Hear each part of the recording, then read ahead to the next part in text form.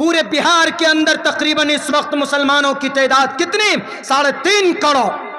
پورے بھارت کے اندر مسلمانوں کی تعداد 20 کروڑ. سن 2011 کی سینسس رپورٹ ہے.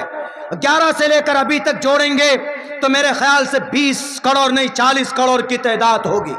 اگر پورے 40 کروڑ مسلمان 20 ہی کروڑ مسلمان ایک دن میں 1 روپے اگر نکالے گا مدرسوں کے اور یونیورسٹی کے نام پر تو ہمیں کسی منتری اور کسی پرائم منسٹر کسی مکھیہ منتری کے دروازے پر بھیک مانگنے کی ضرورت نہیں پڑے گی. ہماری یونیورسٹی بھی ہوگی, ہمارا مدرسہ بھی ہوگا, اور مدرسہ تعمیر کرنے کے لیے ہمیں کہیں سے کسی کے سامنے میں چندہ کرنے کی ضرورت بھی نہیں پڑے گی. آج علماء پسینہ بہا کر رسید لے کر عوام کے پاس پہنچتے ہیں اور ان کی بے عزتی وہ لوگ کرتے ہیں. کہہ رہے ہیں مولانا لوگ تو ایسے ہی ہیں, چندہ کرتے ہیں اور اپنا پیٹ سنبھالتے. یاد رکھو, اور یہ مقدس ہستی اگر یہ سیدھے سادے بوریا نشی پر بیٹھنے والے 50-60 روپے کی میٹر کے کپڑے استعمال کرنے والے اگر انہوں نے اپنے کاروبار کھول لیے, اگر مدرسوں کو چھوڑ دیا, 20 سال کے بعد جو نسل آئے گی وہ بت پرستی, مجوسی اور پتہ نہیں ایتھکس کیا بن جائے گی وہ نسل. آپ کو اس کا اندازہ نہیں. اگر ہم چاہتے تو ہم تبدیل کر سکتے تھے. آپ کہیں گے کہ مولانا ہاؤ از اٹ پاسبل, یہ کیسے ہو سکتا ہے؟ ہو سکتا ہے. 1.5 کروڑ یہودی ہے پوری دنیا میں. 1.5 کروڑ یہودیوں نے پاؤنڈز جمع کرنے شروع کیے اور 30 تنظیمیں بنائیں. کس لیے؟ بچی کی تعلیم کے لیے الگ, لڑکوں کی تعلیم کے لیے الگ, ہیلتھ کے لیے الگ, اور ٹیکنالوجی کے لیے الگ, ریلیجیس ٹاپک پر کام کرنے کے لیے الگ, مذہب پر کام کرنے کے لیے الگ, اور 30 تنظیمیں بنائیں یہودیوں نے. پچھلے کتنے سال؟ اونلی 75 سال میں وہ تنظیم, وہ جماعت جو ذلیل ہے, رسوا ہے, اللہ نے قرآن میں کہا ہے, وہ جماعت ذلت مسکنت ضربت علیہم الذلت والمسکنہ, اللہ نے کہا کہ یہ قوم ذلیل اور رسوا ہوگی قیامت تک. مغضوب علیہم سورہ فاتحہ میں پڑھتے ہیں, مغضوب قوم جس پر اللہ کی غضب اللہ کا غضب نازل ہوا ہے, اللہ کے غصے کا شکار ہوئے وہ قوم. لیکن زمین پر محنت کرتی ہے تو دنیاوی اعتبار سے آج دنیا کی سب سے مضبوط قوم بنتی ہے. اور آپ کون ہیں؟ آپ وانتم الاعلون ہیں کہ تم ہی سربلند رہوگے. لیکن آج ہم مسلمانوں نے, ہم کامیاب کہاں سے ہو سکتے ہیں, ہم مضبوط کہاں سے ہو سکتے ہیں؟ ان تمام راستوں کو ہم نے چھوڑ دیا. یا تو کھانے میں لگ گئے, یا لڑنے میں لگ گئے, یا پھر دنیا کی محبت ہمارے دلوں کے اندر آ گئی. 3 سال میں دلی کے اندر 3 سال کی قلیل مدت میں صرف 15,000 پیور علماء کرام کو پھانسی کے پھندے پر لٹکایا گیا تھا. لیکن افسوس تو جب ہوتا ہے میرے دوستو کہ جب ہمارے لوگ اس میں انوالو ہوتے. اتر پردیش کے اندر 23,500 مدرسے ہیں. ان مدرسوں کو بند کرنے کے لیے جو پیٹیشن داخل کی گئی تھی وہاں کے ہائی کورٹ میں, ابھی تو غنیمت ہے کہ سپریم کورٹ نے کہا کہ اتر پردیش کے مدرسے ناٹ اللیگل, اللیگل نہیں لیگل ہے.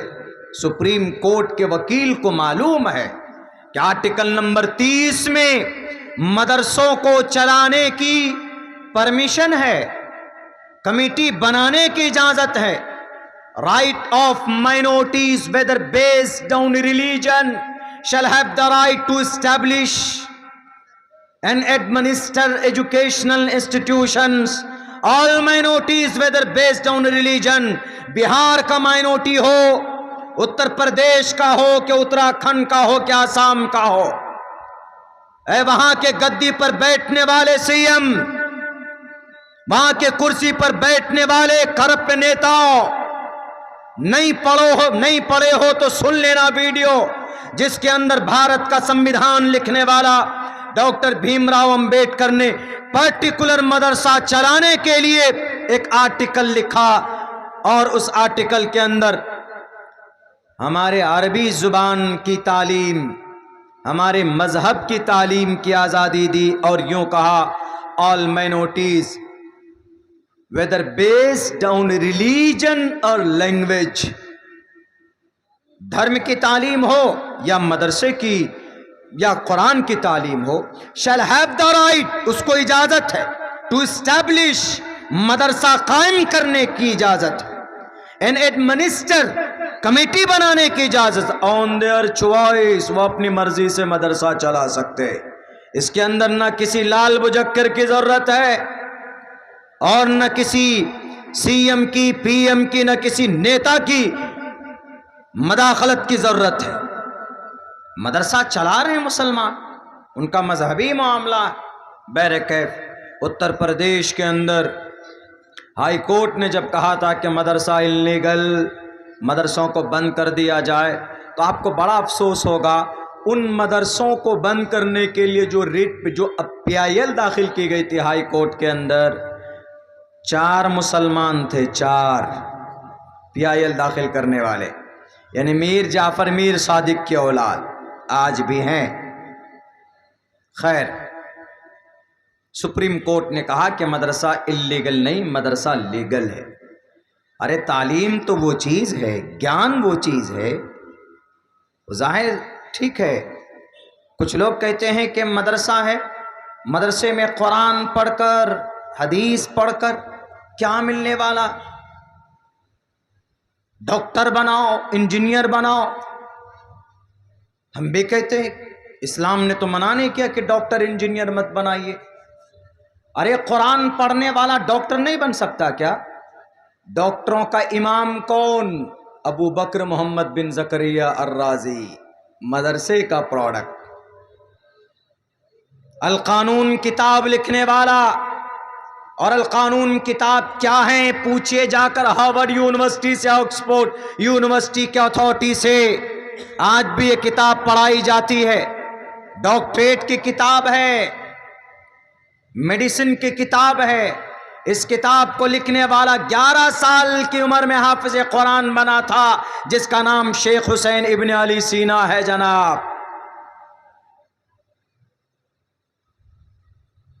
آپریشن کرتے ہو، آلات جو استعمال کرتے ہو نا آج سیزر میں ڈاکٹر لوگوں، یہ جو آج آلات استعمال کرتے ہو، جو سیزر استعمال کرتے ہو اور جو بلڈ استعمال کرتے ہو، بلیڈ چیرنے پھاڑنے کے لیے، آپریشن کے لیے، ابو القاسم الزہراوی اس کا بانی جو مدرسے کا پروڈکٹ تھا، وینس پلانیٹ کو زمین پر بیٹھ کر کھوج کرنے والا کون؟ محمد بن زکریا الرازی۔ ایسے لوگ ہیں جو مدرسے سے پڑھ کر نکلے، لیکن سائنس کی دنیا میں انہوں نے کامیابی کے جھنڈے گاڑے، اور تم سمجھتے ہو کہ یہ قرآن، یہ قرآن نہیں، تم کو سائنس چاہیے، قرآن میں تو ملے گا۔ تم کو جدید سائنس چاہیے تو ملے گا۔ پوچھو جدید سائنس کا بانی کون؟ پوچھے ہمارے جتنے بھی اسکول کے اسٹوڈنٹ یہاں پر بیٹھے ہوئے، جدید سائنس کا بانی البرٹ آئنسٹائن کو مانا جاتا ہے۔ 1915 کے اندر یہ بنیاد ڈالتا ہے جدید سائنس کی۔ اس سے دلیل پوچھی گئی، اس نے یہ کہا کہ اچھا یہ بتائیے کہ یہ سورج گھومتا ہے کہ زمین گھومتی ہے؟ انہوں نے کہا بہت زمانے سے عدل بدل کر کانسیپٹ رہا ہے، کبھی کچھ سائنٹسٹوں نے کہا کہ نہیں سورج گھومتا ہے، زمین اپنی جگہ پر ہے، کچھ نے کہا کہ نہیں زمین گھومتی ہے، سورج اپنی جگہ پر ہے۔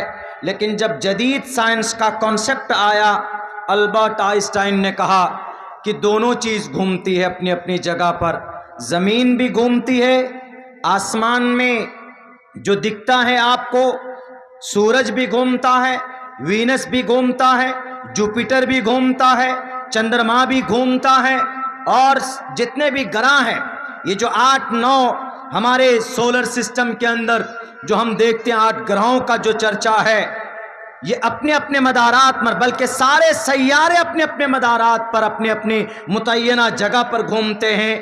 جب البرٹ آئنسٹائن سے پوچھا گیا کہ بھائی آپ نے تو یہ کہا کہ سورج چاند ستارے سب گھومتے ہیں، دلیل کیا ہے؟ Where is the proof? انہوں نے کہا آئی کین پروف، میں کر سکتا ہوں، اس کو ثابت کر سکتا ہوں۔ کہا کیا؟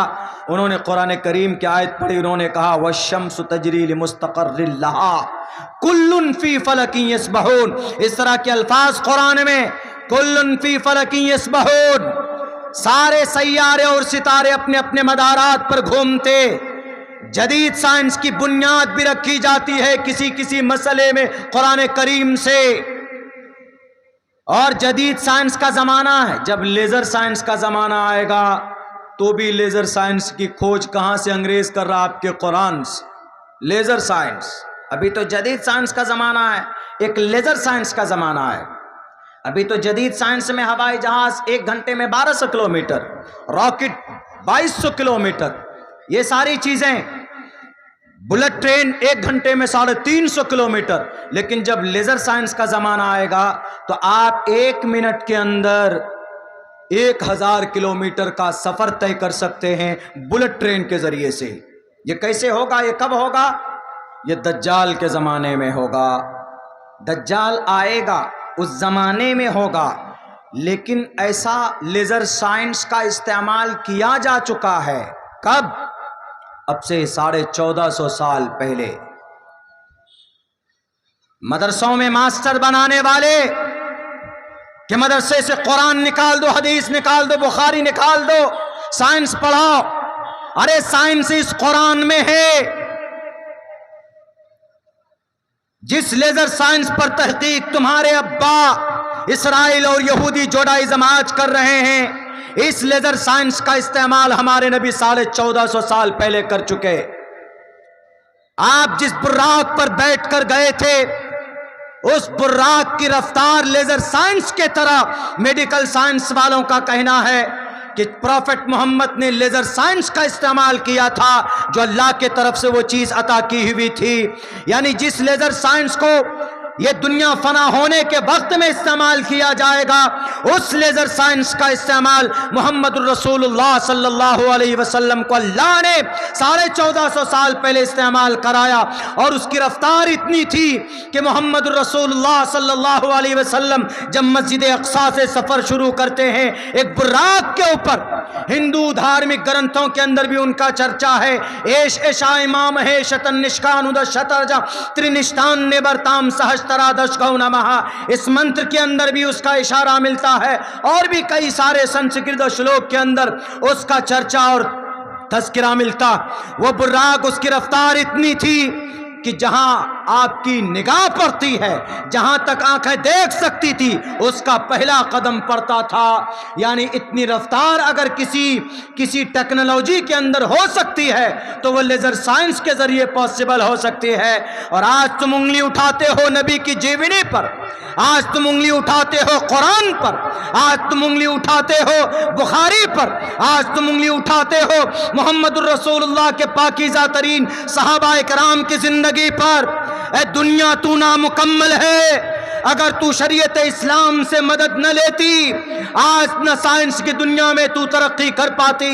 اور ہمارے ہندو بھائی تو یوں کہتے ہیں جہاں قرآن پڑھایا جاتا وہاں گیتا بھی پڑھاؤ۔ ہم تو کہتے ہیں اچھی بات ہے، پڑھائیے گیتا پڑھائیے، نہیں عمل کیجیے، اور قرآن میں جو باتیں ہیں اس پر بھی عمل کیجیے۔ گیتا میں پہلی بات کیا ہے؟ گیتا میں پہلی بات یہ ہے دھرم چھیترے کروچھیترے سمویتا یوتسوہ مامکا پانڈواشچ کم کروت سنجیا۔ دنگا فساد کتستوا کشملیدم وشمے سمپستتم اناریہ جشٹم کیرتی کرم جنا۔ اے ارجن بیٹھ مت، مقابلہ کر، لڑ۔ گیتا میں اس پر کوئی اعتراض ہے ہمارے ہندو بھائی؟ نہیں۔ ہمارے قرآن ہمارے حدیث پر فوراً اعتراض۔ ارے محمد رسول اللہ تو جنگ بدر میں تلوار لہراتے ہوئے گئے اور 70 کفار کو واصل جہنم کیا اور 70 کو پکڑ کر لائے۔ میں کہا کرتا ہوں کہ مذہب بنا سیاست کے، سیاست بنا تلوار کے، تلوار بنا قلم کے کامیاب نہیں۔ مذہب میں سیاست ضروری، اسلام میں سیاست ہے، لیکن آج کچھ سیاسی لیڈر جنہوں نے سیاست کا معنی بدل دیا ہے۔ آج سیاست کی دنیا میں اس کو بڑا نیتا مانا جاتا جو سب سے بڑا جھوٹا، حالانکہ سیاست کا مطلب خدمت خلق ہے، لفظ سیاست اسلام نے دیا ہے۔ بہرکیف اعتراض کرتے ہیں جنگ ضروری ہوتی ہے، کبھی کبھی جنگ بدر ضروری تھی، جنگ بدر اگر نہیں ہوتی تو مشرکین مکہ، کفار مکہ جو سازشیں رچ رہے تھے ان کی ہمت نہیں توڑ سکتے تھے ہم۔ ان کی ہمت توڑنے کے لیے جو تجارتی قافلہ آ رہا تھا ملک شام سے، اللہ کے نبی نے سوچا کہ اس کو روکا جائے، لیکن وہ قافلہ بچ کر نکل گیا۔ ابو جہل آیا پورے لاؤ لشکر کے ساتھ، 1000 کے ساتھ آیا، مٹانا چاہا۔ کسی نے کہا بھی کہ ابو جہل چلو ہم چلتے ہیں، قافلہ بچ کر نکل چکا ہے، لڑائی کی کوئی ضرورت نہیں ہے۔ انہوں نے کہا کہ نہیں، آج تو محمد اور اس کے ماننے والوں کا صفایا کرنا پڑے گا، اسی لیے چلو مقابلہ کریں گے۔ محمد رسول اللہ کو جب خبر پہنچی تو آپ ڈرے نہیں، آپ آئے میدان میں آئے، مقابلہ کیا 313، اور اسی میدان میں پوری وفاداری کی۔ محمد رسول اللہ نے 2 صحابی لیٹ سے پہنچے، پوچھا کہ کہاں رک گئے؟ کہا کہ اللہ کے نبی کافروں نے پکڑ لیا تھا، ہم نے ان سے وعدہ۔ انہوں نے پوچھا کہ محمد کے ساتھ ان کی مدد کے لیے جا رہے ہو کیا؟ انہوں نے کہا کہ نہیں، ہم مدد نہیں کریں گے، ہم نے یہ وعدہ کیا۔ محمد رسول اللہ نے کہا کہ ٹھیک ہے، تم وعدہ پورا کرو، تم کفار کے ساتھ لڑائی نہیں کرو گے ورنہ وعدہ خلافی ہوگی۔ جنگ کے میدان میں ساری چیزیں جائز ہوتی، لیکن محمد رسول اللہ صلی اللہ علیہ وسلم نے جنگ کے میدان میں بھی وعدے وفا کو پورا کیا، جو وعدہ کیا اس کو پورا کیا۔ لاؤ ایسا لیڈر، لاؤ ایسا جنرل، لاؤ ایسا بہادر، اے دنیا قیامت کی صبح تک تو محمد جیسا ایسا بچہ نہیں دکھا سکتی کوئی ماں جس کے کوکھ نے ایسا بچہ پیدا کیا ہو کہ جنگ کے میدان کے اندر بھی کافروں سے کیا ہوا وعدہ کو پورا کیا۔ اللہ کے نبی نے بدر میں اپنے ہی لوگ تھے، ایسے ہی مہابھارت میں کورو پانڈو اپنے ہی لوگ تھے۔ اب اس فرق کو بھول جاتے ہم، اسی لیے کہا کرتے ہندو بھائیوں سے کہ میرے ہندو بھائیوں، ڈیپلی ریسرچ کیجئے، اور اس ریسرچ کے لیے تعلیم گاہ کا ہونا بہت ضروری ہے۔ آج جو غلط فہمی ہے نا ہمارے ہندو بھائیوں کے سماج میں، ان میں ایجوکیشن نہیں ہے اپنی مذہبی گرنتھ کو لے کر۔